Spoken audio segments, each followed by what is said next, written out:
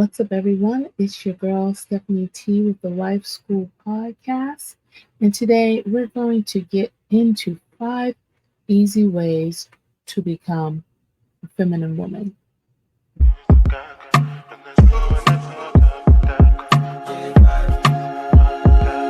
can bank on it. You can put 100 grand on it. Anything I sell it, all to me bank on it.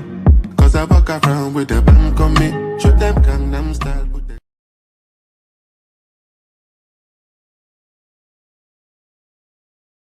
What's up? What's up? And we're back. 5 easy ways to become feminine. I know a lot of us women are out here dating, trying to, attract a nice man. I have to get rid of this beeping sound. I don't know what it is. Trying to attract a nice man and really want to know some secrets or some good tips to start our feminine journey. Because before we enter into anything, any relationship, any marriage, and before we get there, we have to develop that relationship with ourselves. We have to develop our femininity. We have to develop those attributes that will be useful inside a relationship and as a mother, as a wife, and those new roles we will take on in the future. So let's start, okay? One way you can start to become feminine is looking feminine, okay? Now, you may be comfortable in your sweats and, and your little Uggs and dressing down because you just don't like things all tight on you, but you can get nice dresses. Is an instant way to feminize your attire, your look about yourself. I love dresses. I love skirts or anything. If you can even just get a nice skirt or jean skirt and put that oversized sweater on top, and it softens the look. There's lots of ways you can put together a wardrobe to become that feminine version of you. I mean, you can definitely dress down on your days down, maybe on your errands. You're at home, but there's always a way to feminize your look, and that is investing in your wardrobe. That is a good way to start looking the part, because whether you know it or not, people are looking at you, people are watching you, they're seeing you. One time I worked at a hospital, and I just started my feminine journey, and I was like, you know what, I am going to work full blown, you know, look head to toe as I walk in, even though I'm going to change into scrubs and look dowdy. No, I made it a priority to look my best going to work, even though it was overnight and nobody saw me. But little did I know, people were like, "Oh, Stephanie, oh, you look nice," and gave me so many compliments. It made me feel good. It boosted my ego that I was doing something right. And I just started to pay more attention to myself, pay attention more to how I look, and to try to be more attractive, not sexy, attractive. Okay, because we know when you try to be sexy, what's the prefix of that word? Sex. That's what people are going to want. When you're trying to be attractive, you are going to attract. That's where we want to be. Let's get it. Smile. Okay, I'm not good at winking. Okay, but just start to smile. It's one of it's a beautiful asset that you can use as a woman. It doesn't cost you anything. It doesn't cost you anything to smile. Now, if you're not sure about your teethuses, you can work on those. And that's one way I know that you probably wouldn't smile if your teethuses wasn't on point. but you can always go to the dentist. We have excellent dentists here in America that can get you right. But the action of smiling indicates, well, she may be pleasant. Wow, she's inviting, not stone cold.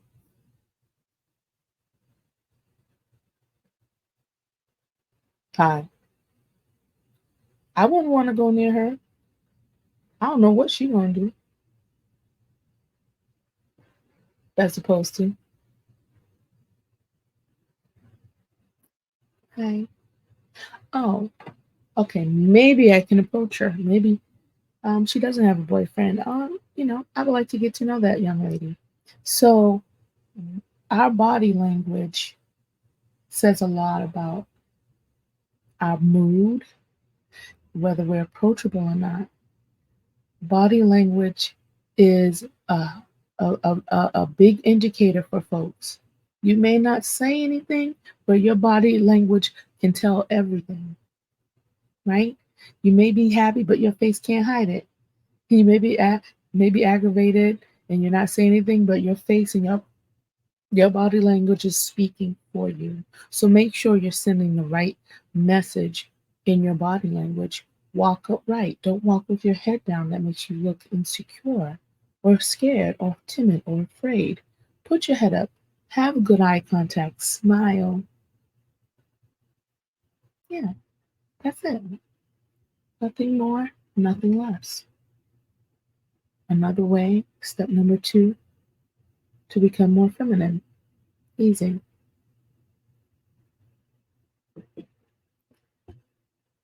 This is a big one, okay? Because it encompasses so much in what it means to be a woman. Is our wellness, it's our health, it's our physical health, it's our emotional health, it's our social health. Our social health, yes, we can be and operate around people in the world if we are workers, but we need a time off. We need a break. We need to decompress. And that's very important. We need emotional health. That's where therapy comes in. Going to somebody that you can trust that doesn't have a biased opinion. If you have a good friend, I mean, most definitely talk to your good friend. But if you want to really get on the path to understanding any traumas that you may have, any healing that you may need, or deficiencies that you just can't pinpoint, talking to somebody that can actually help you dig through all the clutter of your mind and of the past to really help you identify those open wounds that have never been addressed. It's very important. Whether you go to therapy or if you go to counseling at your church, it's always good to try to find somebody you can trust with the issues that you do have. Don't forget to pray, all right? And we need to also focus on our physical health. Physical health is so important. And I know in the Black community, we're getting better. We're getting in the gym. But also in the Black community, we're not prioritizing our health as much as we should. And I would be the first one to talk about that because I noticed that I can have all these attributes, but I don't feel on the outside. I don't look on the outside how I feel on the inside. So there's a little tug of war right there. And all you have to do is just start walking, start paying attention to more what you're eating. I follow this personal trainer. His name is Chris Martin, and he says less brunches, more crunches. I love it. I also follow another trainer called Obsession with Fitness. I might be misquoting that right, but he emphasizes the mental health aspect and the benefits of exercising. There's so many benefits to it. It's just that we don't tap into it because we don't make it a priority. We don't make it part of our lives, our daily lives. Yes, it hurts. Yes, you don't feel motivated some days. Yes, the discipline may be up, down, but in the end, when you see how you've changed, you may not notice the change. They said it takes about um what is it, 2 weeks to start feeling it, 4 weeks to start um other people to notice, and then maybe 6 or 8 weeks till you really see the physical changes in you. It takes time. It takes an investment. It takes prioritizing that I have a goal. I want to be here. I want to be the best version of myself. So I should show up for myself. I want to prioritize my wellness. And by the way you treat your body, by the way you treat yourself emotionally, and having, just prioritizing it, people will start to respect you. People will start to admire you and want to know, what are you doing? What are you doing? Oh, I'm just loving on me. Oh, I'm just taking better care of myself. They're like, oh, well, what are you doing? I want to try it too. So your good living and how you're treating yourself and giving yourself that time to relax and rejuvenate, people will see and will want to follow you and be inspired because they were in the same situation. So to see you there and to transform, other people will get on board. Therefore, we will have more healthier people. So prioritize that wellness. Ladies, my loves, a way to become more feminine is to have standards. And I know you say, why standards? Because standards is going to make you stand apart. You won't just be another pretty face, but you'll actually have some values, some foundation to stand on, intelligent intelligence to articulate who you are, to articulate your goals, to articulate what benefits you have as a woman, as opposed to just being out here, boobs all out, butt all out, twerking, pound town, all this foolishness that we see around us. What makes you stand apart? What makes you different? And that is your standards. It's your standards. Because when you do have standards, you won't allow yourself to be a part of things that are not going to benefit you. You're not going to be a part of things that are going to damage your reputation as a woman, and especially as a woman that's seeking to be married, because a man is seeking a representation of himself, a representation of his family, and a representation of what he wants to his children to emulate, and the nurturing part, and that you can be a good mother, that you can raise children. Men are not dumb, all right? They are looking. And if, as I heard one, my good friend Philosophical, who's on IG, he said, if you're standing too close to the hose, how will they know? How will they know that you're a good woman? How will they know that you're a feminine woman if you're emulating sexy clothes? If you're drinking drinks one after another, downing them one after another, twerking on the ground, like, but I thought you were supposed to be a good girl, or I thought you were supposed to be a feminine woman, or I thought you were conservative, or I thought you were concerned about how how you present yourself in society. No, you're out here acting crazy. I don't want you. See, it says standards. It has a range. Those are poor standards. We need to start raising our standards and stop letting everything that we see that comes across social media, everything that we see comes across that fire TV stick, influence us. What you consume is what you become. How can you become a better woman? How can you become a feminine woman when you keep indulging in drama TV, love and hip hop,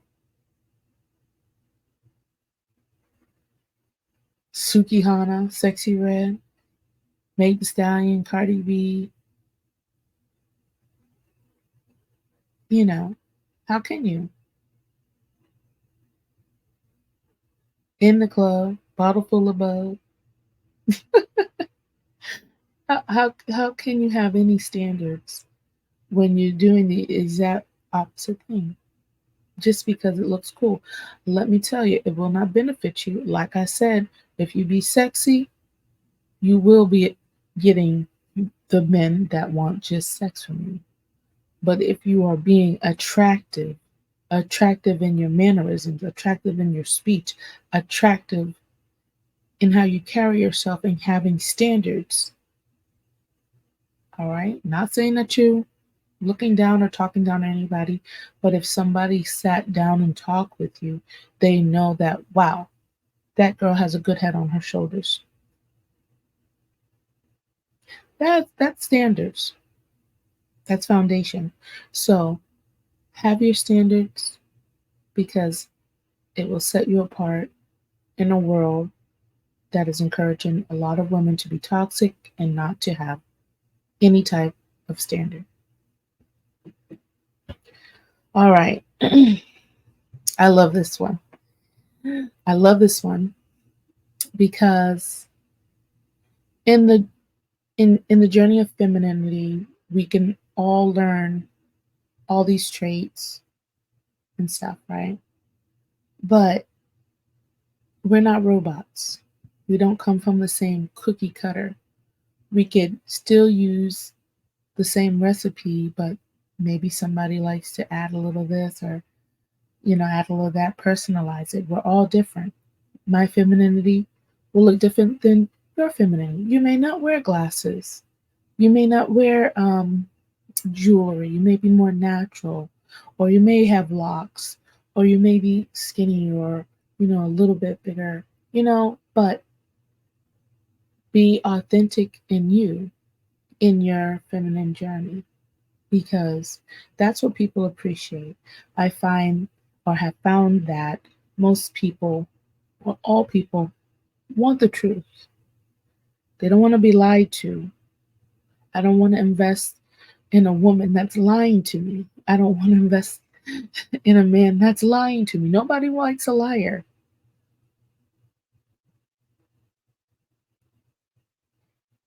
And I would say, in your feminine journey, if there's somebody that you do like and do want to emulate, yes, that can be an inspiration.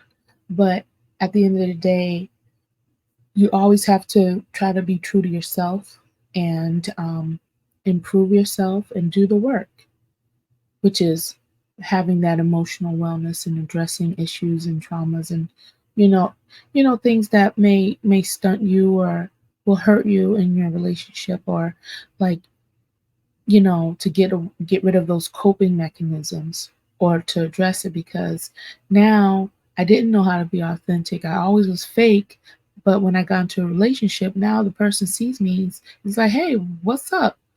You being like real suspect right now. Now you can't cover up the fact that you have been fake this whole time and you never address your issues. You never know how to communicate. And the first step of being authentic is really, really getting to know yourself. It may be a period of time um, before you start dating that you have to, in your season of singleness, maximize on that. Get to know yourself. What do you like? I love tacos.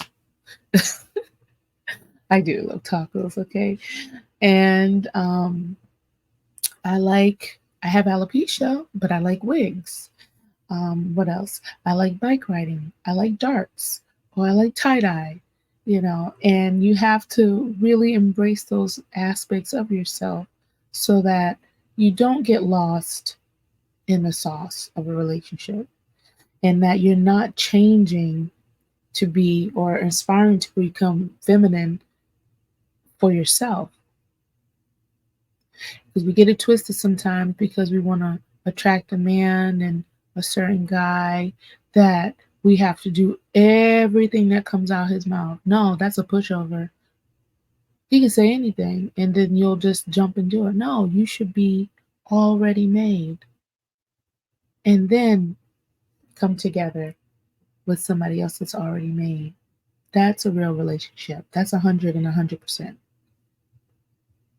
And if you haven't worked on your authenticity, and worked on yourself and um, get to know who you are, you could be coming in 30, 40, 50% refurbished with a person that's 100%. And you expect them to to tolerate and do the work for you and save you and prop you up when you're like, no, that's a lot.